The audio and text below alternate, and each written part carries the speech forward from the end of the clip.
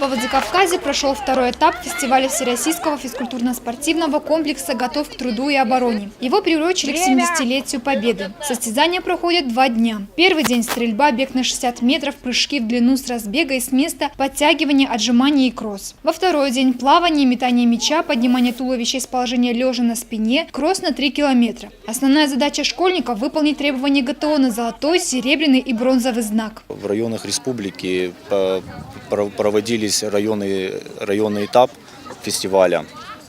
Сейчас мы здесь проводим республиканский этап. На основании этого республиканского этапа сформируется сборная команда республики, которая будет выступать на всероссийском этапе, на 3-м, который будет проходить с 23 по 29 августа в городе Белгород. На данный момент это все проходит в тестовом режиме, фестиваль, как бы пропагандируя вообще такой комплекс, как ГТО. «Готов к труду и обороне» – это разрабатываемая программная и нормативная основа физического воспитания населения России. ГТО заново введен с 2014 года взамен отмененной в 1991 году программе «Готов к труду и обороне СССР». Соответствующий указ подписал президент России Владимир Путин. Зарас Абагаева, Олег Рамонов, Осетия ТВ.